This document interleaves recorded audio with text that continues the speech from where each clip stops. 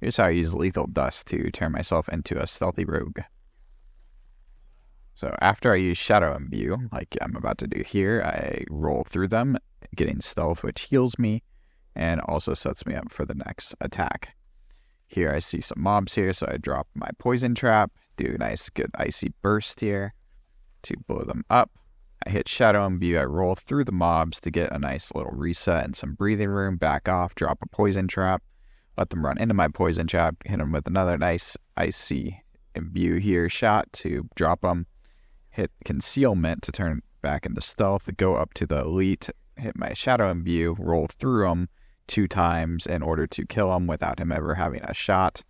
Hit my nice icy imbue again, drop him, and then the last mob here, I get my shadow imbue back, so I roll back through him, getting back into stealth. Welcome back, everyone. This is an updated build guide for my rapid fire build in Season 1 that many of you have been asking for. In this video, I'll break down some gameplay to show you how I not only get a lot of value from the skills and the aspects, but also how I have a lot of fun with this build. This is honestly the most fun build that I've built so far. All of the footage in this video is from runs that have mobs 40 to 54 levels higher than me, so you can be confident that this build is likely very strong, that is likely capable of pushing to T100. This video has the following things in it. 1. Some more gameplay footage breakdowns. 2. Some changes from the previous build. 3. Aspects, stats, skills, Paragon, and hearts update. And 4, at the end, I have a really tough intermission fight breakdown in a tier 77 that you'll want to stay for. Alright, so here's a really fun sequence of events here. So I walk into this room, and I realize that there's a bunch of elites here, and I get slowed. So I hit concealment to get rid of the slow. I go for a nice big burst there, and what you'll notice is I got stealth. And as I'm stealth, what I can now do is I can walk through the mobs and find this mob here, the next elite target. And I do have shadow imbuement up here, so I will then come out. I then give a nice burst, and what I do is I roll through the mob in order to get stealth back up. And now I walk into this room, and which was probably a mistake, to be honest, because I'm now trapped on both sides. And I also realize that a bunch of mobs drop down here. So what I do is, well, even though I just hit icy imbue, I then hit shadow imbue again because I don't have concealment up and I'm getting trapped on all sides. So I hit shadow imbue. I don't even bother using puncture, and I decide just to roll through and get stealth back up and make an escape. Then I kind of pull the mobs back using my poison trap to kind of separate them out a little bit here. And then I realize that there's a bunch of mobs here, so I then hit my concealment again and hit my icy imbue, walk up to this mob, get a nice big ice burst there on them, and roll out, getting me some space to do another big ice burst, take out some of them. And here I see I'm getting pushed again, so I hit shadow imbue, I roll through the dude, which then gives me stealth, and you'll notice my health starts going back up here. Notice they're not following me, even though it looks like I'm not in stealth. I actually am in stealth. I think if you get hit, it looks like you aren't, but you actually are, which continues your regen. And then I drop poison trap, and I go for a nice big icy burst and finish them off. And then I go back in here, and I see that there's a suppressor mob, so I drop a poison trap here. The poison trap, notice it hits this mob, drops him, which separates out the smaller mobs. I hit my shadow imbue, so that then I can roll through the mob and get my concealment back up. I then can walk into this mob here without him hitting me, and I can give him a nice little burst without him hitting me, roll through him, get another nice little concealment, do it again, but this time with icy imbuement, getting a nice 8 million hit there and killing him. Alright, here's another one here that's a lot of fun. So as I go into this room, I hit shadow imbue, get my stealth up again, and then I start pulling the mobs back, drop a poison trap. Just kind of use some ice bursts here, back up a little bit as I start getting charged. And what I do is I hit shadow imbue here because this guy's kind of just chilling for a second anyways, so that I can use that to roll through and get stealth up. Now both mobs are all just kind of confused, so I decided, yeah, let's do it again. Roll through, get my stealth back up, get myself some room. I drop my poison trap, just do a nice little icy burst there, walk around, and again, this guy decides to charge out at me. So I decide, all right, let's use this guy to get my stealth up. And that way I can then walk up to this guy with my stealth on, do a nice quick burst, roll through him, and drop my rapid fire, getting my shadow imbue back, or my concealment back up. Give him a nice little icy burst to drop him. And then I decide to drop my poison trap, stunning them, just give a little burst here, get my stealth back up. Do it again, get my stealth back up again. Nice icy burst there. Then I kind of hang out for a second, back up while I wait for my cooldowns, dropping poison trap to give myself some room and some time. Then I use concealment and use that to simply walk into the suppressor mob here. Notice he doesn't know I'm here because I am stealth. Then I decide to give him a nice little shadow burst here, roll through him. Again, I'm stealth again, so I can do it again. Here, I'm stealth again. And then I hit my icy burst there, but he's already dead. All right, so let's go over the skills here. So we take puncture, rapid fire, poison trap, and one of the big changes from the previous build was we are now taking concealment instead of shadow step. And the reason for that is that shadow step oftentimes will not proc the extra close quarter combat stack that we need. Because of the barber and the way that it absorbs it. So instead, we're going to take concealment. So this gives us still a way to break crowd control and can also be used very nicely with the mending obscurity passive, which allows us to gain health back as well. And because we're not taking shadow step, we're not going to be trying to proc close quarters combat. So another big change that will be that we will be taking precision instead of close quarters combat, which is still going to give us a nice damage boost and works just fine.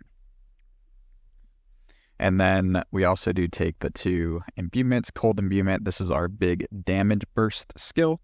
And then shadow imbuement. This helps spread vulnerable as well as being able to get us back into stealth, as we'll see in just a moment here with Lethal Dusk.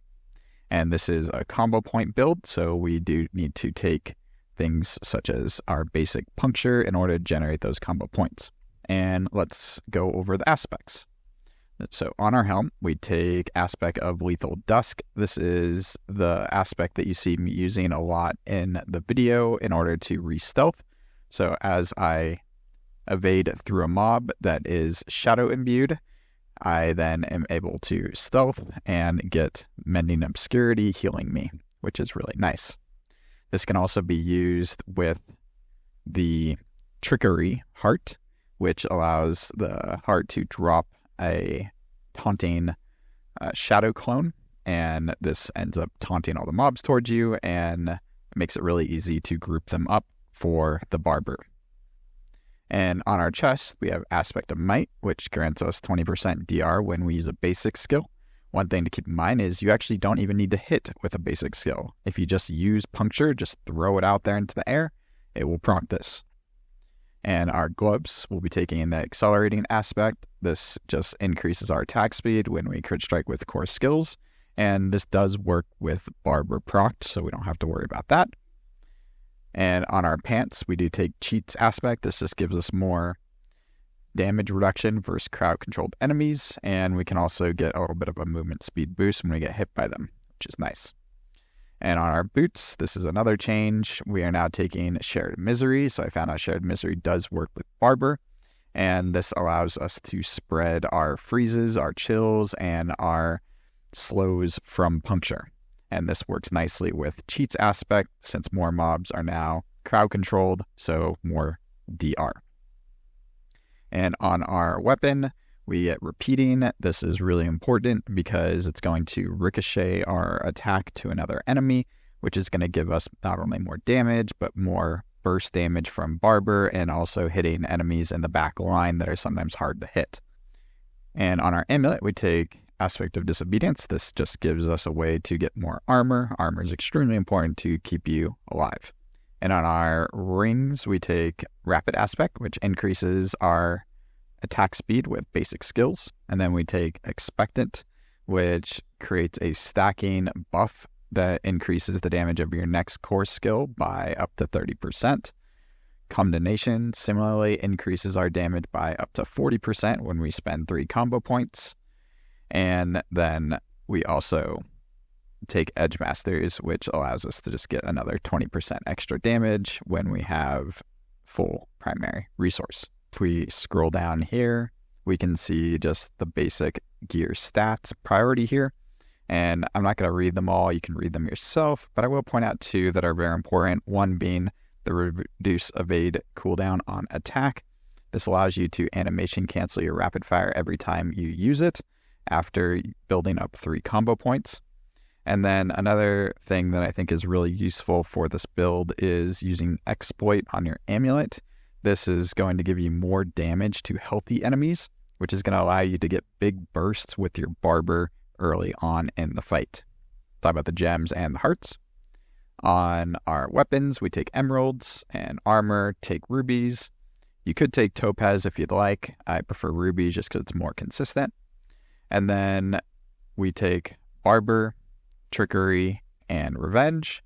Barber is the thing that allows you to turn all of your single target damage into AoE damage for really big bursts.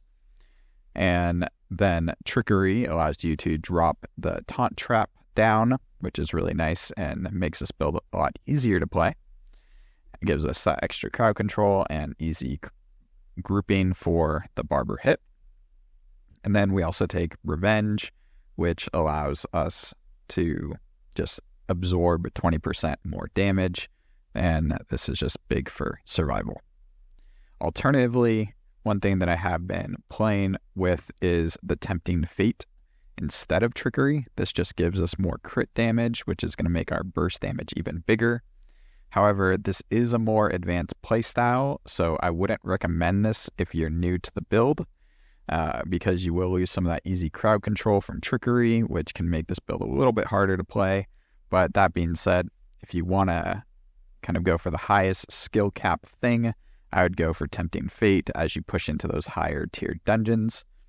But play around with it, see what you like. All right, let's take a quick look at the skill tree here. So Puncture, pretty normal through Fundamental Puncture. Rapid Fire, we take through Advanced Rapid Fire for the 30% increased critical strike damage after you evade. This is why after each time I evade, I quickly do an evade, which gets this up, but it also keeps me more mobile. And then we take 30 for more close damage reduction. We take Weapon Mastery for more crit damage on my crossbow. And then we take Concealment through Subverting Concealment. And this allows us to apply Vulnerable even if the enemy is barbered. So this can be really helpful for really big damage bursts, especially on bosses. And the thing to keep in mind is Enhanced Concealment does give us more energy back. So sometimes on bosses, energy can be a little bit of a problem. So this helps with that as well. With Poison Trap, we take the Enhanced Poison Trap, which knocks the enemies down. And then countering Poison Trap just gives us a chance to get our imbuements back. And then Exploit and Malice gives us just more damage. Precision Imbuement, more damage. And then we take Shadow Imbuement through Blended Shadow Imbuement. This allows us to get more vulnerable procs. One thing to keep in mind is that this could actually be interesting to try out Mixed Shadow Imbuement because Barber does shadow damage. So this would actually make enemies take 12% more damage. So definitely something to think about. And then here we just take Deadly Venom through Debilitating Toxins. This helps just reduce the damage that you're going to be taking by poison enemies. And then Alchemical Advantage. This is going to give us a bit more attack speed. And Cold Imbuement through Mixed Cold Imbuement for more damage. Keep in mind that you get even more damage when they're frozen. Frigid Finesse for more damage versus chilled and frozen enemies. And then we have Trap Mastery. Here I just have 1 point in it so that I get a little bit more crit percent when I use my traps.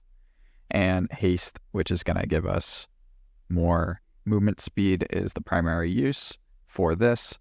And sometimes, though, we could use it to get some increased attack speed if our energy lowers. And then, again, we do take precision in order to just get more damage. One thing to keep in mind is you could move some of these points around, specifically Alchemical Advantage and Trap Mastery. You could move, for example, these into Trap Mastery for more crit if you'd like that. Alternatively, you could move them into Rugged if you're going against a map that has a lot of damage over time, or even Reactive Defense if you just want to have more defense versus crowd control and impairment effects. All great options. And let's take a look at the Paragon board. So on our first board, we do take Combat, which gives us more critical strike damage and allows us to restore some energy costs. And then the second board that we take is Cunning Stratagem. We pick up the Legendary node here, and we pick up Exploit Glyph, which is going to allow us to get more vulnerables on our enemies. One thing to keep in mind is that with the Barber, while Exploit isn't 100% consistent, what is really nice and consistent is when Barber explodes, if the enemy hasn't been hit, it will always apply vulnerable, which is pretty nice. Our third board is the Exploit Weakness board, where we do pick up the Legendary node as well as picking up Infusion here, which is going to give us a nice damage increase and allow us to get our CDs of our imbuements back a bit faster. And then our fourth board is the Cheap Shot board, and we take Control, which is going to give us a nice damage increase as well as giving us that additional bonus damage to slowed and chilled enemies. And we do also take up the Legendary node, Cheap Shot, which is going to give us a nice multiplier. And our last board is Eldritch Bounty, where we take the Glyph Ranger, which is going to give us some more damage increase and reduce our damage taken while we're using a ranged weapon, which I believe does only work if your ranged weapon is out, which means when you're using Puncture, it doesn't work, unfortunately. And then we do take the Legendary node, Eldritch Bounty, as well. All right, so in this clip, I'm doing a tier 77, so the mobs are about 52 levels higher than me, and I am now going into an intermission room where the mobs are going to be spawning on me in this small room, so I don't have much room to maneuver, and we are going to get 6 elites to spawn here, which is typically pretty deadly. But let's see how we do here. And one other thing to keep in mind is that as I roll, you'll notice the mobs get pushed away from me, and that's because of the key affix, which actually makes this in a way harder, because it makes it harder for me to roll through the mobs sometimes and get those resets. So let's see how this goes. So at this point, I'm just kind of scrambling and using that evade pushback nicely. There I get teleported on, so my health drops really significantly. So I do hit my concealment in order to regen my health, and also just give me a little bit of time to get my cooldowns back up. And I then use my Icy Burst here. Notice I'm getting pushed in, so I use Shadow Imbue. I roll towards the mobs in order to go for that stealth reset, which I do get. And then I just start backing away, give myself a little bit more time. Again, use Shadow Imbue. I roll through the mobs, get my stealth back up, start moving back. And at this point, they are all dead, thanks to the nice AoE bursts.